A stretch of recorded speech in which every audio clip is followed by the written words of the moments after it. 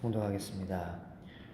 사가랴가 천사에게 이르되 내가 이것을 어떻게 알리요? 내가 늙고 아내도 나이가 많으니이다. 천사가 대답하여 이르되 나는 하나님 앞에 서 있는 가브리엘이라.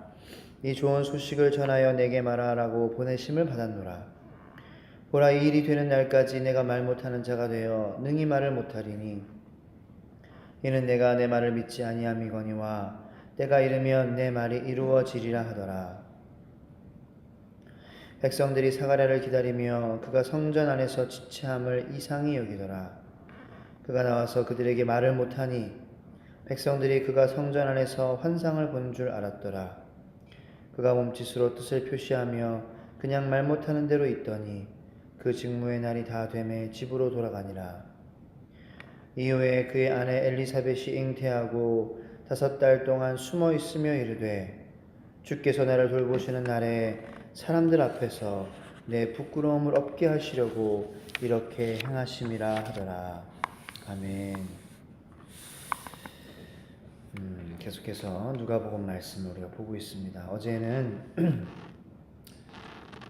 하나님께서는 의로운 사람들을 하나님의 계획에 동참하게 하신다라고 말씀을 전했습니다. 사가랴와 엘리사벳은 의로운 사람들이었다. 하나님 앞에서 흠없이 그렇게 행하였다.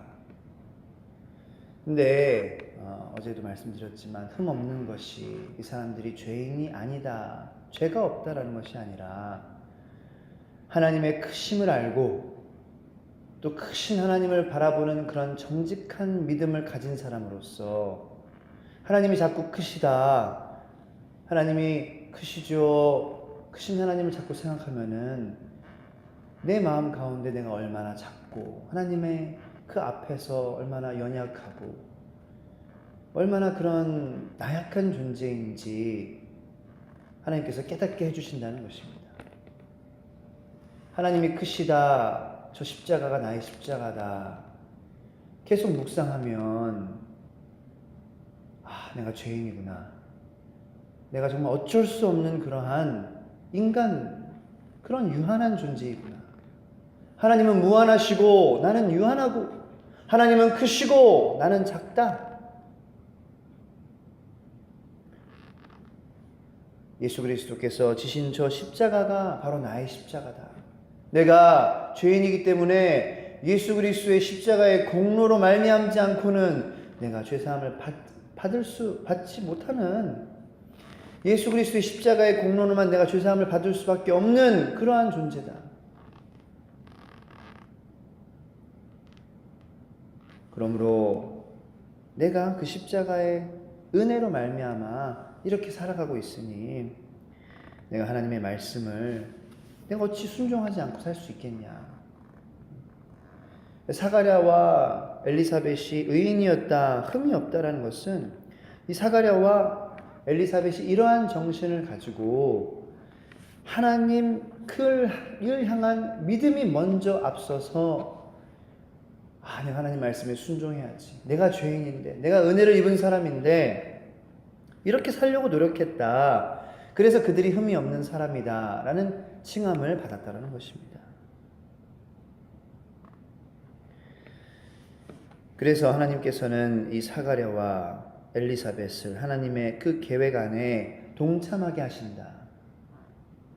우리가 부족하지만, 연약하지만 하나님 앞에 흠없는 자, 다시 말해서 의롭다 칭함을 얻은 자가 되기 위해서는 우리가 행위로 그것을 이룰 수 있는 게 아니다. 하나님을 향한 믿음, 정직한 믿음, 그것이 무엇이냐? 하나님이 크시다라는 것을 우리가 묵상하면서 생각하면서 그것이 먼저가 될 때에 자연히 우리의 삶은 내가 하나님 말씀에 순종하면서 살아야지, 이런 생각이 들 수밖에 없다는 거죠. 내가 부족하지만 넘어지더라도 얼른 다시 일어나서 하나님 말씀을 내가 순종해야지. 그것이 바로 흠없는 자, 의인의 삶이라는 것입니다. 하나님께서는 그런 여러분들 한 분 한 분을 하나님의 계획 안에 동참하게 하실 줄로 믿습니다. 하나님의 계획 안에 속한다는 것, 얼마나 영광스러운 일입니까? 이 나약한 존재가, 이 천한 존재가 벌레만도 못한데, 이 마음 가운데 죄가 가득한데, 부족함이 너무나도 많은데 하나님의 계획 안에 내가 속한다는 것, 이보다 영광스럽고 가치 있는 일은 이 세상에 절대적으로 없다라는 것입니다. 오늘 본문 말씀을 보니까 이 사가랴가 아들을 낳으리라는 천사 가브리엘의 말을 듣고도 자신과 아내 엘리사벳이 늙었다는 사실에 집중해가지고 이것을 믿지 못하는 그러한 장면, 오늘 본문 말씀을 통해서 볼 수 있습니다. 사가랴 엘리사벳 믿음 가정의 출신이죠. 명문 가정 출신입니다. 제사장입니다.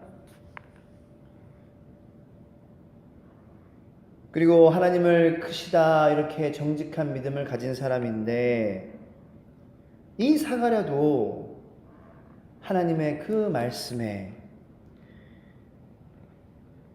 하나님의 약속에 초점을 두고 생각하지 않고, 그렇게 하지 못하고 인간적 문제들에 초점을 맞췄다. 무엇입니까? 인간적 문제들이 사가랴와 엘리사벳이 나이가 먹었다. 인간적으로 봤을 때에 도저히 아이를 가질 수 없는 그러한 상황에 처해 있다라는 그런 인간적 문제들에 초점을 맞췄다는 것입니다. 그렇게 의인이라 칭함을 받았던 사가랴, 하나님께서 하나님의 그 위대하신 일에 동참하게 내가 사가랴를 사용하겠다라고 하나님께서 마음 먹으셨던 그 사가랴도 매일매일 하나님 앞에 자신의 그 믿음을 새롭게 하지 않고, 하나님 앞에 자신을 내어놓으며 하나님의 약속을 계속 되새기며 마음을 새롭게 하지 않을 때에 사가랴도 하나님의 말씀을 의심하고 전적으로 믿지 못하는 이런 죄를 범하게 된다는 것을 우리가 이 말씀을 통해서 알 수 있습니다. 사랑하는 성도 여러분, 우리가 실수할 때가 있죠. 우리가 믿지 못할 때가 있죠. 우리가 의심할 때가 있죠. 인간이기 때문에 그렇습니다. 사가랴도 실패했습니다. 사가랴도 의심했습니다. 그래서 어떻게 됐습니까? 천사 가브리엘이 그 약속이 이루어지기 전까지 네가 말을 못하게 될 것이다. 하나님께서 그 사가랴의 믿음 없음을 보시고 그것에 대해서 사가랴에게 책임을 물으셨다라는 것입니다. 이 말씀을 통하여서 위로를 받으시길 바랍니다. 저는 위로를 받았습니다. 사가랴도 이렇게 실수하고 이렇게 믿음 없는 모습을 보이는데 나도 하나님 앞에서 얼마나 부족한 면이 많냐. 그래서 매일매일 내가 하나님 앞에 나아가 하나님의 그 약속을 되새기며, 하나님의 약속은 반드시 이루어질 것이다. 인간들의 문제에 내가 초점을 맞추지 말아야 되겠다. 하나님의 약속의 성취에 대해서 내가 초점을 맞추고 하나님의 그 약속이 반드시 이루어진다는 그 생각에 초점을 맞추어 내가 하나님 말씀에 아멘하고 믿음으로 순종하고 받아들이는 그런 내가 되어야 되겠다. 하나님의 약속에 초점을 맞추어 의심과 모든 그런 마음에 있는 그러한 생각들을 다 버리시고 끝까지 하나님의 계획에 동참하신 복된 성도님 되기를 간절히 축복합니다. 흥미로운 것은 사가랴의 반응이 아브라함과 사라가 보였던 반응과 흡사하다는 것입니다. 아브라함과 이삭도 하나님께서 분명히 약속하셨는데 아브라함의 전체적인 삶을 볼 때에도 우리가 믿음으로 그런 행한 믿음의 아버지라고 불리잖아요. 그런데 그 한순간 하나님께서 그 약속을 이루기 위해서 이삭을 줄 수밖에 없는 그런 상황에 내가 너에게 아들을 허락하겠다. 그것이 당연한 하나님의 약속의 성취인데도 불구하고 하나님의 약속을 까먹은 거예요. 하나님의 약속을 잊어버린 것입니다. 하나님이 행하시는 초자연적인 일을 의심하고 불순종하는 모습을 보였다라는 것입니다. 사가랴도 마찬가지입니다. 죄의 본성을 그대로 드러냈기에 요한이 태어날 때까지 한시적으로 말을 못하는 벌을 받게 되었다는 것입니다. 그는 제사장이었습니다. 비록 제사장이었지만 그는 하나님의 섭리에 믿음으로 반응하지 못한 것입니다. 이런 사가랴의 모습을 보며 우리가 위로를 받지만 또 우리 마음 가운데서도 이런 불순종의 모습이 있지 않은지 말씀을 통하여서 점검하는 우리 귀한 성도님들 되시기를 간절히 축복합니다. 우리가 어떻게 하면은 우리 불순종을 없앨 수가 있습니까? 계속해서 주님을 만나야 합니다. 주님을 더 깊이 만나야 됩니다. 주님을 더 깊이 만나고 주님의 말씀을 더 깊이 묵상하고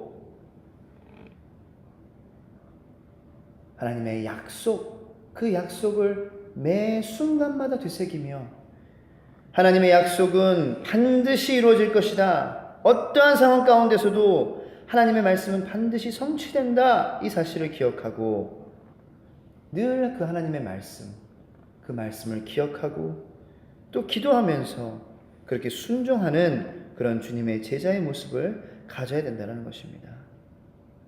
사랑하는 성도 여러분, 이성적 판단의 근거에서 하나님의 말씀을 믿음으로 받지 못하는 연약함을 버리고 하나님의 약속을 우리가 매번 되새기로 말미암아 성취하시는 하나님, 이루시는 하나님, 응답하시는 하나님, 우리에게 약속을 이루시는 하나님, 그 하나님을 경험하시는 귀한 성도님 되시기를 간절히 축복합니다. 기도하시겠습니다.